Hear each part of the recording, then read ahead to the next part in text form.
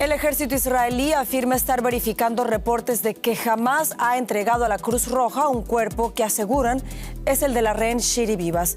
Horas antes, el primer ministro israelí Benjamín Netanyahu había acusado a Hamás de violar las reglas del acuerdo. Con esta noticia comenzamos el informativo en Deutsche Welle. Yo soy Carol Guerrero, los saludo desde Berlín. Arrancamos con titulares. Hamás había alegado que los restos de la rehén Shiri Vivas probablemente se mezclaron con los de gazatíes atrapados en ataques israelíes, una versión que generó dudas en Israel. Estados Unidos deporta a cerca de 200 venezolanos que retenía en la base militar de Guantánamo. Sus allegados dicen que se les negó el derecho a un abogado, pero Nicolás Maduro asegura que han sido rescatados del centro de detención estadounidense. Y la campaña electoral en Alemania llega a su recta final antes de las elecciones generales del domingo. El actual canciller Olaf Scholz, que aspira a su reelección, insistió en un mitin político en el apoyo que, según él, se le debe seguir brindando a Ucrania.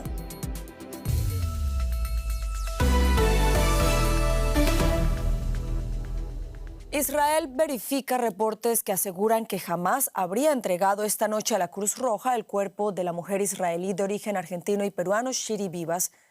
Esto luego de que el Instituto Forense israelí determinara anoche que el cuerpo recibido no pertenecía a Shiri ni a ningún otro rehén. Según la versión de Hamás, organización considerada terrorista por la Unión Europea, los restos de Shiri Vivas habrían sido confundidos con los de otra víctima de un ataque aéreo israelí en Gaza.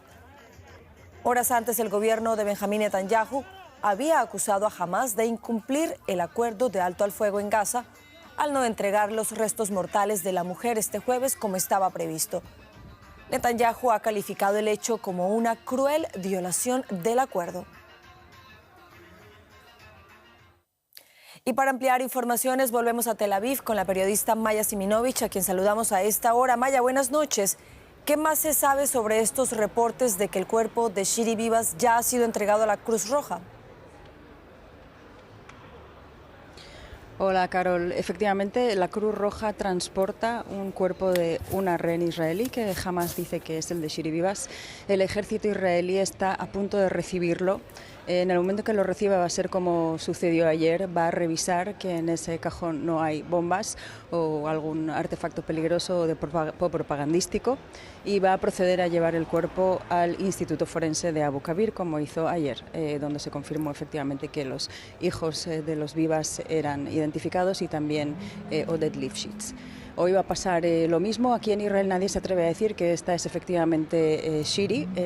Están esperando la confirmación, ya que Hamás aparentemente confundió el cuerpo. Se creía que había mala intención. Luego analistas dicen que Hamás en realidad no querría torpedear esta fase del acuerdo y no tendría intención de haber entregado un cuerpo a propósito, pero nunca se sabe.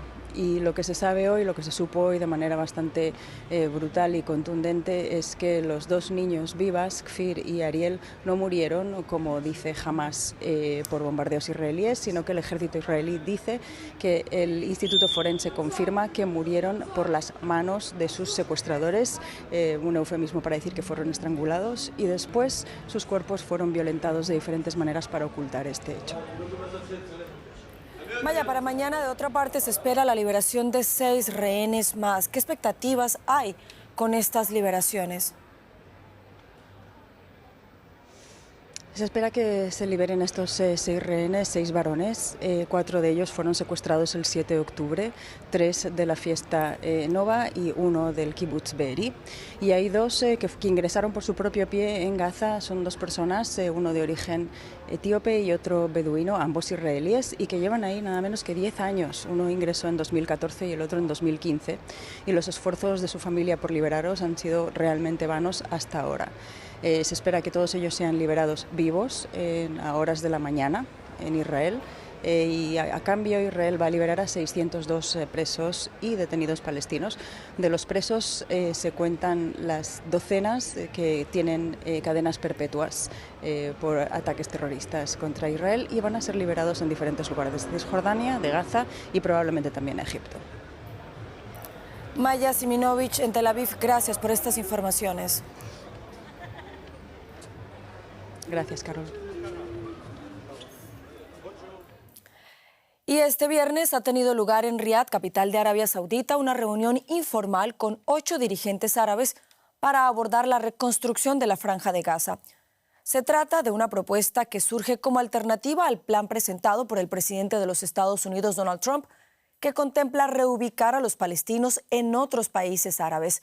Se prevé otra cumbre para abordar este mismo asunto el 4 de marzo en El Cairo. La destrucción se extiende por toda Ciudad de Gaza tras 15 meses de devastadora guerra. Ibrahim Shalami y su familia se han refugiado temporalmente en este barrio. Su casa en el este de Ciudad de Gaza quedó completamente destruida. Por el momento, la ayuda para hacer frente a la situación es limitada. Vivo en Sujaya y hasta ahora no he podido regresar. Todas nuestras casas han sido demolidas. Vine a vivir aquí, pero no hay puertas, ni ventanas, ni agua, nada. Nos estamos muriendo de frío. Nos falta todo. La incertidumbre se cierne sobre los 2,3 millones de habitantes de Gaza, quienes sienten que apenas tienen control sobre su futuro. El presidente de Estados Unidos, Donald Trump, presiona para reubicar a los habitantes de Gaza en Jordania, Egipto y otros países. Su controvertido plan ha sido bien recibido por el gobierno israelí y criticado por expertos en derechos humanos y la ONU, quienes aseguran que el traslado equivaldría a una limpieza étnica. Para contrarrestar el plan de Trump y permitir que los palestinos permanezcan en su territorio, Egipto, Arabia Saudita, Jordania y otros países árabes están celebrando una cumbre sobre el futuro de Gaza para concretar detalles relacionados con su reconstrucción. Lo que también necesita resolverse es el papel que jugará el grupo islamista Hamás. La prioridad de los gazatíes con los que hemos hablado es no moverse. Algunas personas fueron desplazadas al sur, otras han optado por quedarse en el norte. A pesar de todo lo ocurrido y la guerra que han vivido, se han negado a irse a otros países. Si Dios quiere, Gaza será reconstruida. La reconstruiremos a pesar de Trump, Netanyahu y todos los que apoyan la ocupación israelí. Gaza volverá a ser más hermosa de lo que era. Es lo que esperan muchos habitantes de Gaza. Pero cualquier plan para el futuro depende de una cuestión crucial: si el acuerdo de alto el fuego llega siquiera a la siguiente fase. Y cambiamos de tema porque Volodymyr Zelensky afirma que espera lograr un acuerdo justo con Estados Unidos sobre recursos mineros. Estas declaraciones del mandatario ucraniano se producen a pocos días de que se cumplan 3 años del inicio de la agresión rusa en su país y también luego de varios días de las tensiones con el presidente estadounidense Donald Trump, quien lo calificó de dictador. Washington busca firmar un acuerdo de cesión de minerales y tierras raras con Kiev a cambio de la ayuda militar que ofrece a Ucrania. Estas imágenes fueron grabadas el año pasado en el frente ucraniano, cerca de Kurakhove. Tanques se enfrentan sobre un terreno que, según los geólogos, contiene enormes reservas de litio. Este es tan solo uno de los recursos naturales en tierras ucranianas, donde también existen reservas de grafito, titanio, circonio y tierras raras en diversas partes del territorio. Algunas bajo control ruso, pero la mayoría en los territorios que aún controla Ucrania. Su valor teórico es de más de $10 billones, convirtiendo a Ucrania en un país potencialmente muy rico. La semana pasada, Trump envió a su secretario del Tesoro a Kiev para firmar un acuerdo que presuntamente otorgaría a Estados Unidos la mitad de las ganancias generadas por la minería en Ucrania, así como por su petróleo, gas, puertos y otras infraestructuras. La iniciativa de Trump ha sido comparada con el Tratado de Versalles, impuesto a Alemania tras perder la Primera Guerra Mundial, que obligaba al país a pagar exorbitantes sumas en concepto de reparaciones. Según el nuevo acuerdo, Ucrania acabaría pagando una cantidad mucho mayor en comparación, pese a que fue Rusia la que comenzó este conflicto. Zelensky rechazó la propuesta inicial y tampoco quiso firmar un acuerdo modificado en su reunión con el vicepresidente Vance en Múnich. El documento era confuso. Lo único que no albergaba dudas era que debíamos entregar el 50% de toda una lista de recursos. Y no es que eso nos asuste, pero es que no se mencionaba ninguna garantía en materia de seguridad. La negativa de Zelensky enfureció a Trump, que llegó a tildarlo de dictador, manifestando además en círculos privados su deseo de cortar toda ayuda para Ucrania. El presidente Trump está evidentemente muy frustrado con el presidente Zelensky por no haberse sentado a la mesa a negociar ni estar dispuesto a aprovechar la oportunidad que le ofrecemos. Creo que finalmente terminará por hacerlo, lo que espero que suceda muy pronto. Trump ve los recursos ucranianos como una compensación por la ayuda prestada, tanto hasta ahora como en un futuro. Pero Ucrania cuenta con sus materias primas para reconstruir el país tras la guerra. Ucrania no puede permitirse perder el apoyo de Estados Unidos en esta guerra, pero teme que sin garantías de seguridad frente a nuevas agresiones rusas, termine cediendo sus recursos naturales a cambio de nada. Entre tanto, Estados Unidos modificó su propuesta para acercarse a las demandas de Ucrania, lo que podría facilitar que Zelensky termine aceptando una vez que la batalla dialéctica haya terminado. Y tan solo semanas después de que la administración de Donald Trump comenzara a devolver migrantes en vuelos militares, inició el traslado de detenidos venezolanos fuera de Guantánamo. Casi 200 migrantes venezolanos fueron devueltos a su país de origen. Según palabras de Nicolás Maduro, fueron rescatados de Guantánamo. Migrantes deportados de Estados Unidos aterrizan en Caracas. Su llegada al país en avión siguió un camino sin precedentes para las deportaciones estadounidenses. La aerolínea estatal venezolana se encargó de recoger a los deportados en Honduras después de que un avión del gobierno estadounidense los trasladara allí desde Guantánamo. Una operación orquestada que, según el presidente de Venezuela, Nicolás Maduro, se produjo a petición directa de su gobierno. Ahorita me dicen que ya viene de regreso el avión con 177. Viene de regreso desde Honduras por petición directa del gobierno venezolano al gobierno de Estados Unidos, 177 nuevos migrantes que hemos rescatado de Guantánamo, la base que tienen los Estados Unidos en territorio cubano. 177 muchachos que rescatamos allá. Es el segundo traslado de Estados Unidos a Venezuela en lo que va del mes. Estados Unidos asegura que algunos de los migrantes devueltos forman parte de una banda venezolana cuyos miembros se ha convertido en el principal objetivo de las redadas migratorias de Trump. Venezuela niega estas acusaciones. Del primer lote que decían que eran del Tren de Aragua, no había ninguno del Tren de Aragua, ni uno solo. De este vamos a revisar cuál es la situación jurídica de cada uno de ellos. Tras pasar un control médico, quienes no se enfrenten a otros cargos penales en Venezuela podrán regresar a sus hogares. Ampliamos informaciones con la periodista Elizabeth Hostos, a quien saludamos a esta hora en Caracas. Elizabeth, buenas tardes para ti. ¿Son estas deportaciones parte de ese acuerdo que hace un par de semanas aseguró la administración Trump tener con Venezuela? Un saludo, Carol, a ti y a tu audiencia. En efecto, sí forma parte del pacto de no agresión entre Trump y Maduro, en donde se señala que habrá deportaciones masivas y que Venezuela se compromete a recibir a los migrantes independientemente de su situación jurídica, porque hemos visto que en la primera camada solamente llegaron venezolanos, puros hombres, y ninguno estaba en curso de un delito. De hecho, anoche se hablaba de que solamente una persona tenía una investigación en Ecuador, así que avanza el pacto de no agresión entre Maduro y Trump y siguen llegando venezolanos a nuestro país, por supuesto.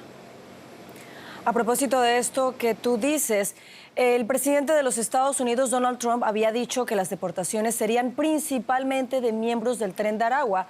Sin embargo, escuchábamos a Diosdado Cabello decir que no. ¿Qué se dice sobre el origen de estas personas? ¿Qué informaciones se tienen sobre por qué estaban en los Estados Unidos y por qué se sospecha, según Trump, de que pertenecían a esta organización?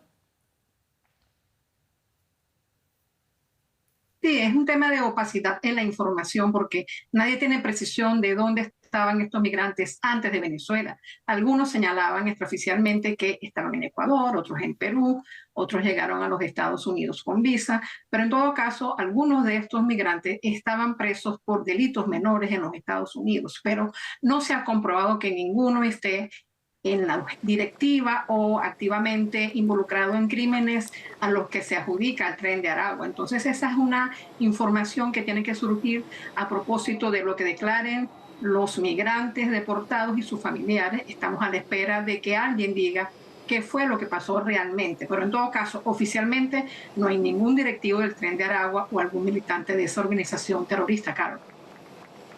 Elizabeth Hostos en Caracas, gracias por estas informaciones. Gracias a ustedes, saludos. Y seguimos en Venezuela porque allí Rory Branker, periodista del medio digital La Patilla, fue detenido por funcionarios del Servicio Bolivariano de Inteligencia en la tarde del jueves, según ha denunciado el Sindicato Nacional de Trabajadores de la Prensa. Tras la detención, agentes volvieron al domicilio de Branker para decomisar 2 computadoras. El comunicador fue entonces trasladado a la sede del organismo de inteligencia del Helicoide. Hasta ahora se desconoce su estado y la causa de su detención. Pocos días antes, el Colegio Nacional de Periodistas había exigido la liberación de una decena de trabajadores de la prensa, la mayoría de ellos detenidos tras los comicios de julio del año pasado, luego de la cuestionada victoria presidencial de Nicolás Maduro.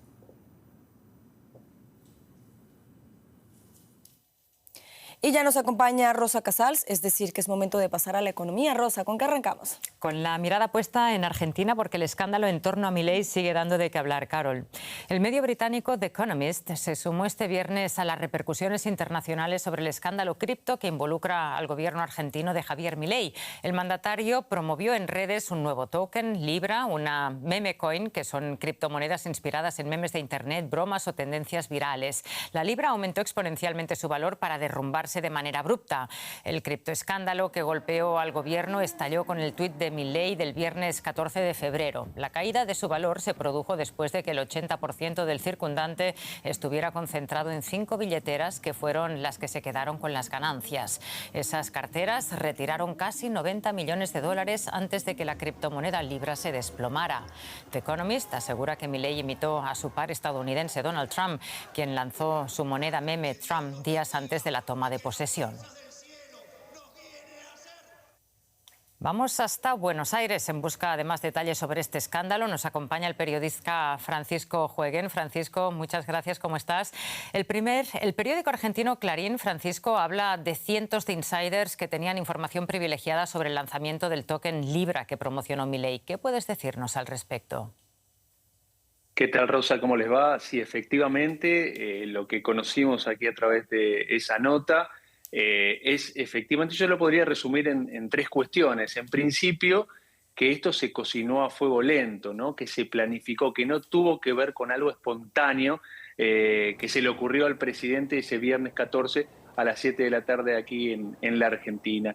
La segunda es que existió un puente, un acceso directo o al presidente o a su entorno más cercano a través quizás de algunos asesores o intermediarios que conocían a Milei hace mucho. Por lo tanto, van cerrándose las dudas acerca de cómo llegó, digamos, Hayden Davis, el creador de Libra, efectivamente a el presidente Milei. Y lo tercero, te diría yo, tiene que ver con la importancia que tuvo el tuit, efectivamente, de Milei en la posibilidad que efectivamente esta criptoestafa pudiera ser efectuado, digamos, o esta estafa pudiera materializarse a través de el acceso al presidente. Y esto golpeó fuertemente al presidente, por lo menos en 3 cuestiones o valores fundamentales de lo que hasta ahora era su presidencia, ¿no? Los valores que tenían que ver con cierta confianza y credibilidad, con la capacidad de resolver las cuestiones económicas y también, obviamente, con lo que tiene que ver con su honestidad, ¿no? Francisco, la justicia argentina investiga a Milei por promocionar esa criptomoneda fraudulenta. ¿Qué implicaciones puede tener este escándalo para la economía del país? Bueno, efectivamente, vos sabés que ayer hubo una votación en el Congreso argentino en donde se desestimó la posibilidad de que haya una comisión investigadora que impulsara directamente el Parlamento. Pero hoy empezó el fiscal Eduardo Tayano, digamos, su investigación sobre lo que es la acción del presidente, de los empresarios implicados en el escándalo de Libra y de todos los intermediarios en esta criptoestafa. Particularmente empezó con algunos pedidos de informaciones a algunos organismos públicos y veremos cómo avanza, digamos, la investigación en la Argentina, pero es un hecho que se investiga al presidente Milei por tráfico de influencias y por estafas. Esto obviamente generó un shock político muy importante en la Argentina. Te diría que hasta ahora los mercados siguen apostando a los fundamentals de la economía argentina, que por ahora es equilibrio fiscal, emisión monetaria cero, baja fuerte de la inflación, y han estado, a pesar de que el primer día hubo mucho ruido el lunes, pero fue feriado en los Estados Unidos en Wall Street, en la semana esto se fue aplacando porque hay todavía confianza de los Estados Unidos y de los inversores.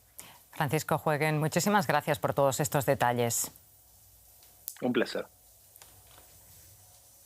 Vamos a otro asunto. La política económica del nuevo presidente estadounidense comienza ya a tener sus primeras repercusiones en el país. Una de ellas es la creciente preocupación de las empresas por la amenaza de Trump de aumentar los aranceles de importación a varios países. Al mismo tiempo, crece la inseguridad entre los consumidores, cuyo índice de confianza registró el nivel más bajo en los últimos 15 meses. Según una encuesta de la Universidad de Michigan, muchos temen un aumento de la inflación debido también a los aranceles. Los expertos calculan que los precios podrían aumentar un 4,3% en los próximos 12 meses, una gran diferencia con el mes anterior, donde este valor era de un 3,3%. Pues vamos a ver las repercusiones que tiene esto en la economía estadounidense. Hablamos a esta hora con nuestra compañera en Nueva York, Ana Nieto. ¿Qué tal, Ana? Muchos saludos. Ana, es la segunda caída del sentimiento de los consumidores en lo que va de año. ¿Cómo ha llegado esta noticia a los mercados? Cuéntanos. Pues Rosa, los mercados llevan más tiempo fijándose en los buenos resultados empresariales que en los potenciales efectos de los aranceles sobre importadores y consumidores. Pero hoy los índices han llegado a retroceder más de un 1,7% en el peor desplome del año. En el caso del Nasdaq ha sido de más del 2%, al calar el mensaje de la desconfianza de unos consumidores que temen un fuerte repunte de la inflación después de meses en los que realmente no se ha avanzado en la rebaja. Es un sentimiento y una incertidumbre que se ven no solamente en los supermercados o en los concesionarios de automóviles, sino también en otras grandes operaciones de gasto de los hogares. La caída de las ventas de viviendas ha sido de casi un 5% en enero, más del doble de lo que esperaban los analistas y después de 2 años pésimos para este sector. Adicionalmente, y mientras avanzan los recortes de gasto público y los despidos en agencias y departamentos federales, según avanza la labor del DOGE de Elon Musk, empiezan a cundir las dudas sobre los efectos en el mercado laboral, sobre todo en muchos estados que dependen de los trabajadores federales, y posiblemente el cambio de tendencia o el impacto en el crecimiento. Trump y Musk han dicho que puede haber dolor. Sé que puede haberlo de verdad. Ana, por lo general las empresas han mantenido el optimismo. ¿Hay cambios en esa perspectiva? Ayer mismo el Conference Board, que es un grupo que aglutina a las mayores empresas del país, daba a conocer una encuesta que revelaba un aumento de la confianza empresarial debido a la agenda de desregulación de Donald Trump y las rebajas de los impuestos que se prevé que lleguen. Pero la realidad está mandando otros mensajes también importantes, y ayer la mayor empresa del país, Walmart, avisó de que las perspectivas de beneficios para este año no iban a ser tan buenas como los de los 2 años precedentes. Walmart es el centro comercial que dice ofrecer los mejores precios y ha tomado en cuenta las preocupaciones de los consumidores y anticipa una desaceleración en el gasto. No olvidemos que este es el gran motor de la economía de Estados Unidos, el gasto de los consumidores. Aunque Walmart no ha considerado el efecto de los aranceles, aún dice que no se es inmune a estos, y su director financiero dice que muchos costes se pasarán a los consumidores. Ana, muchísimas gracias por el reporte y buen fin de semana para ti. Igualmente. Y hasta aquí la economía de momento, Carol. Gracias, Rosa. Y venimos a Alemania porque cerca de 60 millones de personas están llamadas a votar este domingo en unas elecciones generales en las que se espera un giro a la derecha. A pesar de la preocupación por la ralentización de la economía, la campaña ha estado dominada por la inmigración y el auge del partido Alternativa para Alemania. En la recta final de campaña, los partidos lanzan los últimos mensajes a sus votantes. El conservador Friedrich Merz, favorito para ser el próximo canciller alemán, se dirigió el jueves a sus seguidores. La guerra en Ucrania, un tema menos tratado de lo esperado durante la campaña, volvió a tener relevancia tras el acercamiento entre Putin y Trump.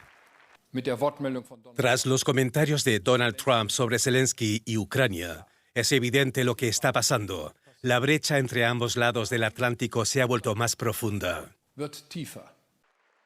El viernes, el socialdemócrata Olaf Scholz, actual canciller federal, insistió durante un mitin de su partido en que Alemania debe seguir apoyando a Ucrania, refiriéndose de manera poco habitual en él a la administración Trump. Una de las palabras favoritas en la política estadounidense es transaccional, lo que desde mi punto de vista significa que solamente piensan en ellos mismos y hacen solo lo que les beneficia. Verdes del candidato Robert Habeck tienen asegurada su continuidad en el Parlamento, aunque no en el nuevo gobierno. Otros 3 partidos podrían quedarse fuera del Bundestag, aunque su entrada podría complicar aún más la formación de un ejecutivo. El partido La Izquierda sube en las encuestas. Rechaza un endurecimiento de la política migratoria y el apoyo militar a Ucrania y aboga por una economía más justa. Sarah Wagenknecht, líder de otro partido izquierdista, coincide con el anterior en su postura sobre Ucrania y su política económica, aunque apuesta por combatir la inmigración. El Partido Liberal, socio de gobierno de Scholz hasta finales del año pasado, podría repetir en un futuro ejecutivo siempre que logre representación parlamentaria. La gran pregunta es cuántos escaños conseguirá Alternativa para Alemania y en qué medida podrá influir la formación ultraderechista en la política del país los próximos 4 años. Los sondeos todavía indican un 20% de votantes indecisos, en unas elecciones de enorme trascendencia que podrían incluso llegar a ser históricas. Y con esto llegamos al final del informativo. Sigan conectados a Deutsche Welle. Los espero en menos de 1 hora con más noticias.